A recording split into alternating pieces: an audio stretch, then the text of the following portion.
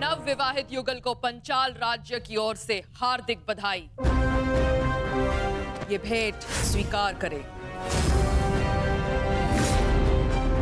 ये स्वर्ण मुद्रा पंचाल राज्य और हमारे मित्र राज्य विराटनगर और पांडवों के प्रति संधि और सहयोग का प्रतीक है।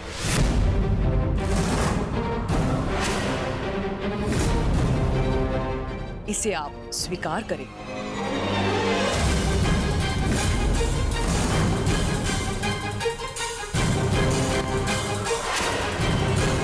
ये कटार पंचाल राज्य और हमारे मित्र राज्य की शक्ति दर्शाती है।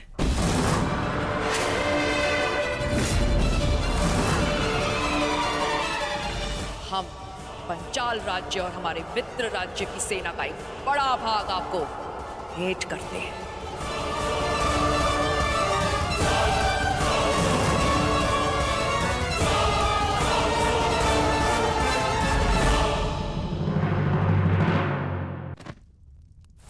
और ये माटी पांचाल राज्य और उसके पड़ोसी मित्र राज्य की भूमि का संकेत है। हम पांचाल अथवा हमारे मित्र राज्य की भूमि का एक बड़ा भाग आपको भेंट करते हैं।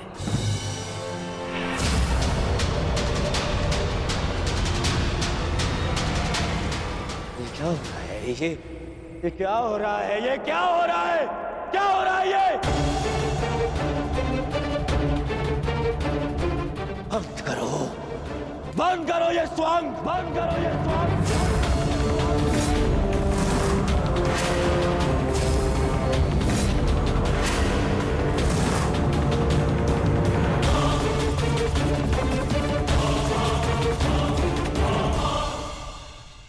याद नहीं है? दिग्विजय के पश्चात तुम्हारे पांचाल पर मेरा अधिकार है, हस्तिनापुर का अधिकार है।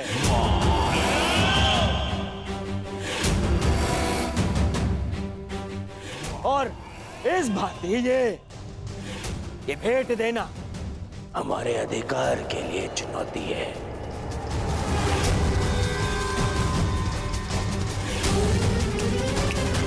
यदि ये भेंट वापस ना ली गई तो मैं इसे युद्ध की चुनौती मानूंगा।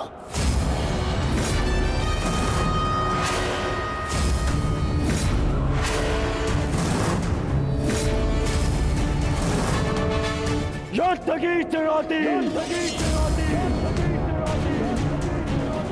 न्यायानां अधिकाराणां प्राप्त्यर्थं साम्राज्यार्थं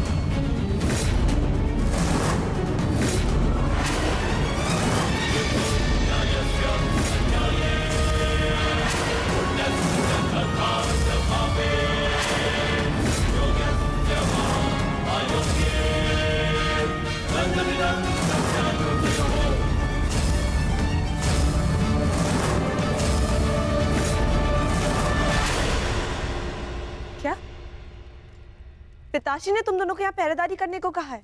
जी राजकुमारी, युवराज का निर्देश है हम आपकी रक्षा के लिए यहाँ प्रस्तुत रहें।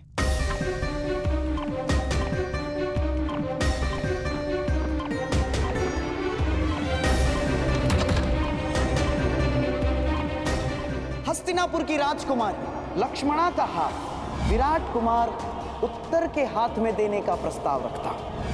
तुम सब के साथ प्रसन्न नहीं रह पाओगी। अब निर्णय तुम्हें लेना है, अपने पिता का सम्मान या फिर अपना स्वप्न।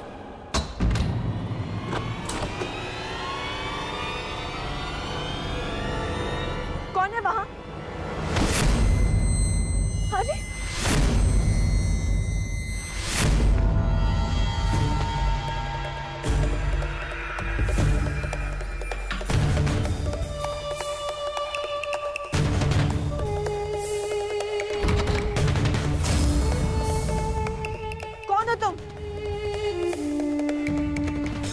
रुको,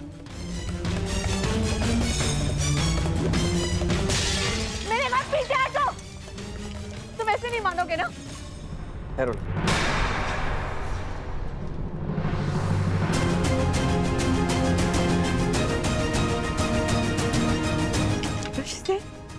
क्या कर रहे हो? ये बताने का समय नहीं है लक्ष्मण, समय कुछ कर दिखाने का है।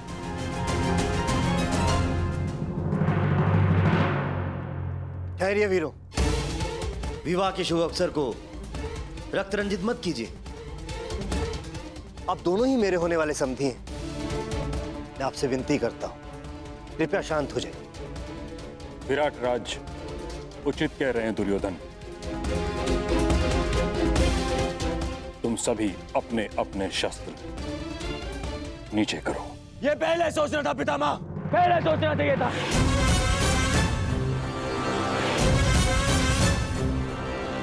ना मैं, ना यहां कोई और, कोई मूर्ख नहीं है, सब दिख रहा है। कैसे ये विवाह भेंट के नाम पे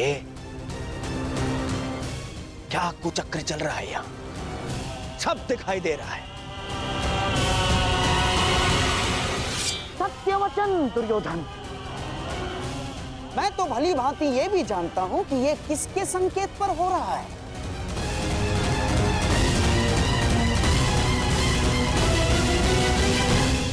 मैं तो भली भांति ये भी जानता हूं कि ये किसके संकेत पर हो रहा है।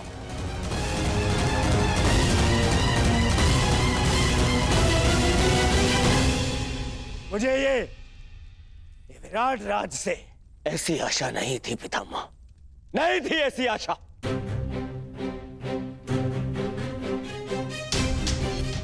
मैंने यहां आकर भी तक पैर बुलाकर आपको समधी बनाने का प्रस्ताव रखा और आपने हस्तिनापुर को ही अपमानित किया। यदि आपकी पुत्री का विवाह इस अर्जुन के पुत्र से हो रहा है तो मेरी पुत्री का विवाह भी आपके पुत्र से हो रहा है। फिर इनका सम्मान और हमारा अपमान, ऐसा क्यों विराट राज, क्यों ऐसा? यदि आपको ऐसा अनुभव हो रहा है तो मैं आपसे क्षमा चाहता हूं कुमार दुर्योधन, परंतु सत्य में मुझे समझ में नहीं आ रहा मैंने किस प्रकार आपका अपमान किया। हिमाश्री, मैं आपको समझाता हूं विराट राज। यहाँ आपकी पुत्री और जामाता के विवाह पर उपहार नहीं दिए जा रहे हैं ना, बल्कि शक्ति का प्रदर्शन करके हमें नीचा दिखाया जा रहा है, नीचा। बताइए, क्या यह अपमान नहीं है?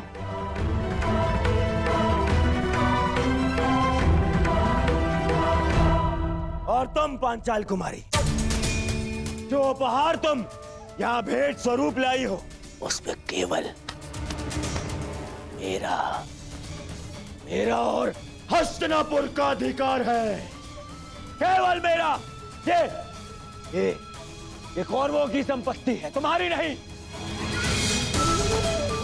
क्योंकि मित्रकर्ण मेरे आवाहन पे एक विजय प्रयाण के समय तुम्हारे पिता को पराजित किया था, पांचाल को पराजित किया था।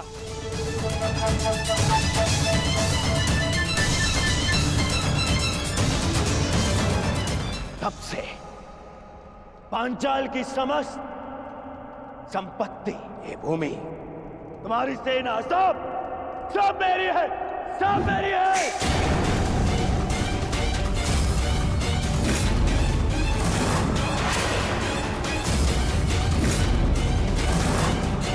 हम कौरवों की है।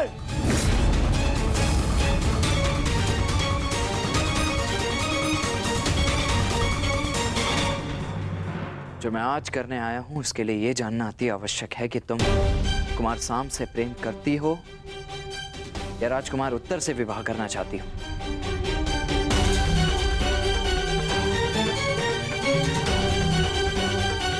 इस प्रश्न का उत्तर मैं कुमार सांब को पहले ही दे चुकी हूँ। मुझे इस विषय में कोई बात नहीं करनी। मैं तुमसे विनती करती हूँ वृषसेन, चले जाओ यहाँ से। मुझे समारोह के लिए तैयार होना है। कहाँ? उस विवाह के लिए जिसके लिए ना तुम्हारा हृदय और ना ही तुम्हारी आत्मा अनुमति देती है। और ऐसा किसने कहा तुम्हें? सांब ने कहा तुम्हारे ये कहने के पश्चात भी कि तुम उसका मुख तक नहीं देखना चाहती, तो तुम्हारे हृदय की बात समझ गया कि तुम्हारे मन में आज भी वही, उसके अतिरिक्त तुम किसी और को अपना पति स्वीकार नहीं कर सकती।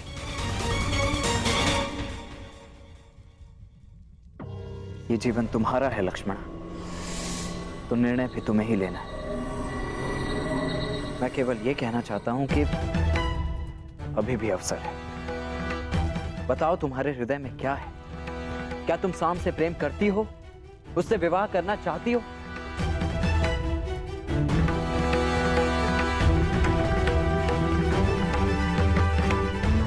सदा अपने हृदय की बात सुनना और अपने निर्णय का सम्मान करना। अपने जीवन से जुड़े किसी भी निर्णय के कभी किसी और पर निर्भर मत होना। बताओ लक्ष्मणा, ये अंतिम अवसर है।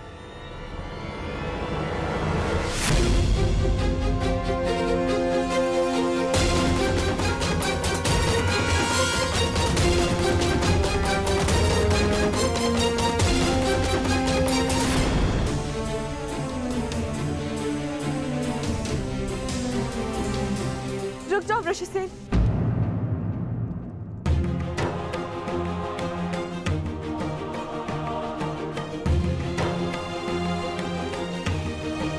सांप ने बिल्कुल ठीक कहा वृषसेन।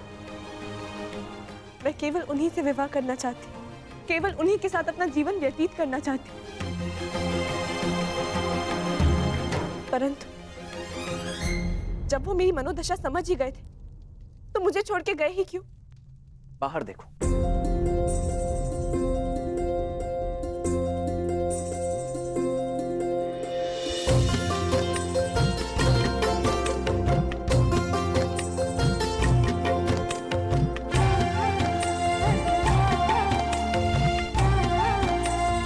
एक दूसरे को देखने के लिए बहुत समय मिलेगा लक्ष्मण, परंतु एक दूसरे के साथ जाने के लिए समय कम। शीघ्र तैयार हो जाओ। तैयार? परंतु किस लिए? अब इसका निर्णय मैं लूंगा कि किसको क्या मिलेगा। आपने मेरे पिता को पराजित किया था कुरु कुमार, मुझे नहीं। छल किया गया था मेरे साथ। ब्रह्मास्त्र ये प्रतिद्वंद्वी के सबसे बड़े शत्रु का भय उसके समक्ष उत्पन्न कर देता है।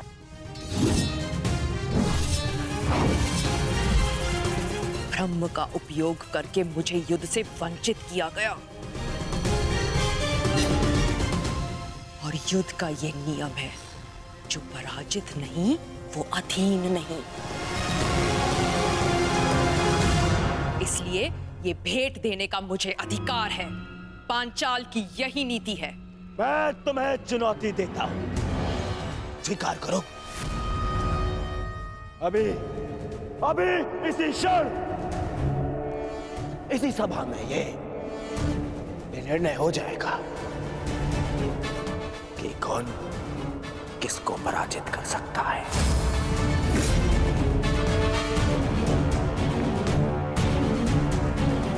न्यायानां अधिकाराणां प्राप्त्यर्थं साम्राज्यार्थं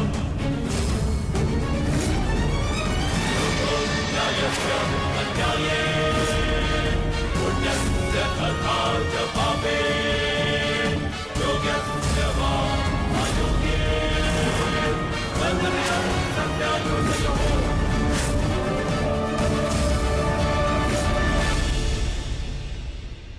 मैंने तुम्हें पहले ही चेतावनी दी थी अंगराज, विवाह के समारोह में कोई भी विकट परिस्थिति उत्पन्न हुई तो उसका परिणाम भी विकट ही होगा। मैंने भी चेताया था। मैं यहाँ केवल अतिथि बनकर आया हूँ, परंतु परिस्थिति उत्पन्न हुई तो उत्तर अवश्य मिलेगा।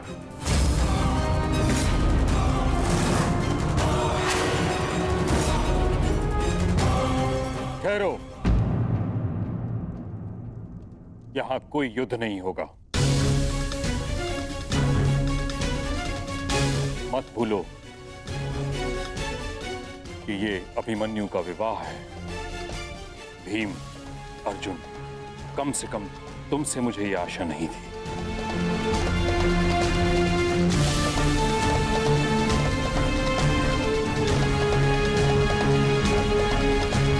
मैंने केवल हस्तिनापुर का अधिकार प्रस्तुत किया है और कुछ नहीं। आप ही बताइए, जब पांचाल पर अब भी मेरा अधिकार नहीं है, हमारा अधिकार नहीं है। यदि अधिकार की बात है तो कहां है इंद्रप्रस्थ, जिस पर अज्ञातवास पूर्ण होते ही हमारा अधिकार होना चाहिए था? कैसा अधिकार? क्या तुम्हारी स्मृति पे 13 वर्ष के समय ने धूल जमा दी है दुर्योधन? क्या तुम्हें स्मरण नहीं कि शर्त यह थी कि 12 वर्ष का वनवास और 1 वर्ष का अज्ञातवास पूर्ण होते ही हमें फिर से हमारा छीना हुआ राज्य वापस मिलेगा और ज्येष्ठ युधिष्ठिर फिर से सम्राट बन जाएंगे।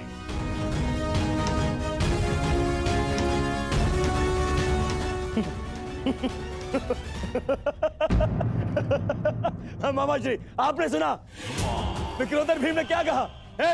अधिकार। मेरी स्मृति पर कोई धूल नहीं जमी है विक्रोधर, परंतु तुम्हारी अवश्य प्रखर हो गई है।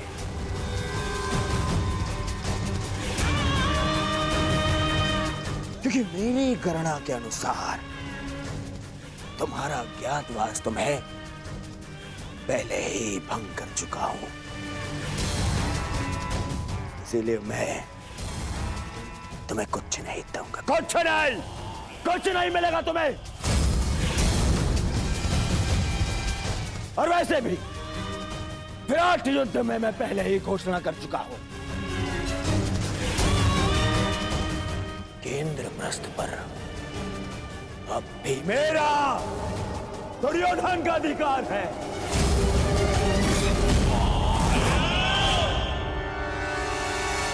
इसीलिए तुम्हें कुछ नहीं मिलेगा। जो करना है कर लो, जाओ। अरे कोई जाओ, इस बड़बोले को भोजन कराओ। पेट भरा ना होना तो प्रलाप करने लगता है। जाओ भोजन करके आओ, जाओ। बस दुर्योधन, अब मेरा पेट तेरे लहू से भरेगा।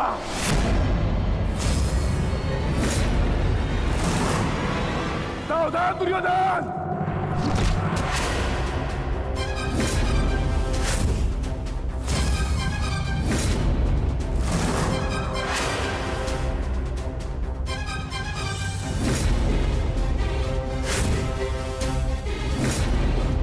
मैं भूल गया था, योद्धा से पहले प्रहार सहने उसकी ठार आती है।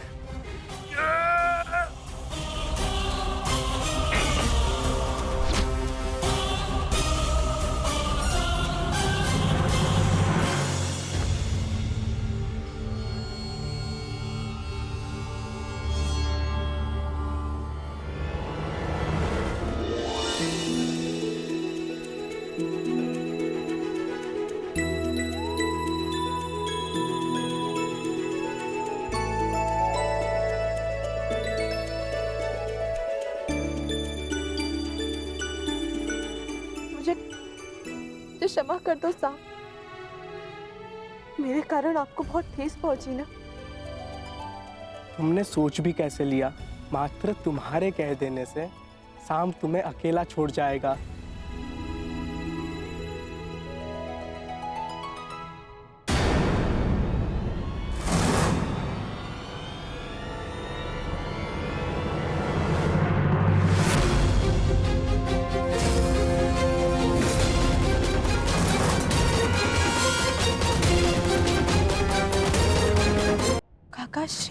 लक्ष्मणा, अपने कक्ष में जाओ।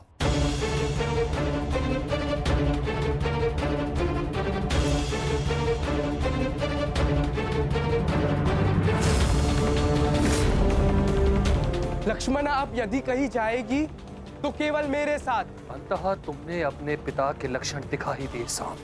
इसके विपरीत मैंने जो लक्षण दिखाए वो मेरे होने वाले ससुर आपके ज्येष्ठ युवराज दुर्योधन में है। मौन रहो मूर्ख। ये मत भूलो कि तुम किसके समक्ष खड़े हो। दुशासन नाम है मेरा, जो आज तुम्हें तुम्हारे दुस्साहस का दंड देगा।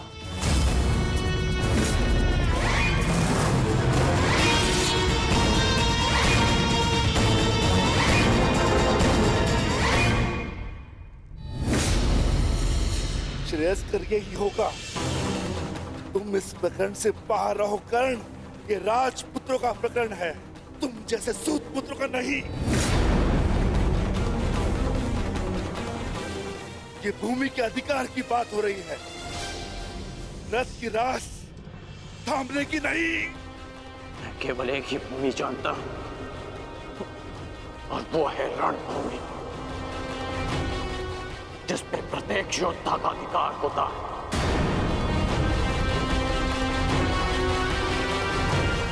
चाहे तुम जैसा भगोड़ा राजपुत्र हो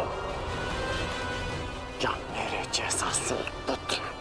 तो ठीक है, आज मैं तुम्हारे योद्धा होने का भ्रम ही तोड़ देता हूं। देखो तो सही, रथ की रास थामने वाले हाथ कितनी देर तक मेरे समक्ष अस्त्र थामे रह सकते हैं।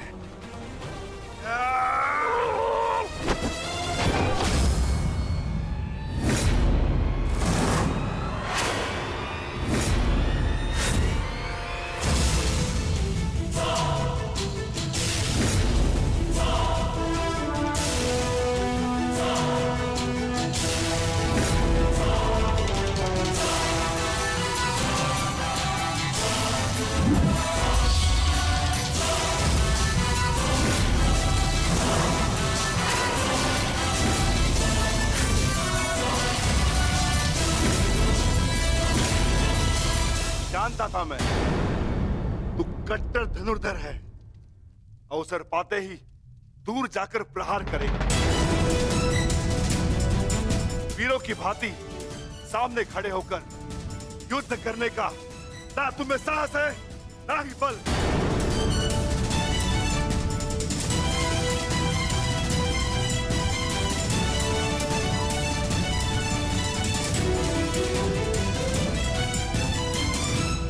अपने बल और साहस का परिचय उस दुर्जय योद्धा को 2 बार दे चुका हूं मैं, जिसे तुमने छल से मारा था, जरासंध।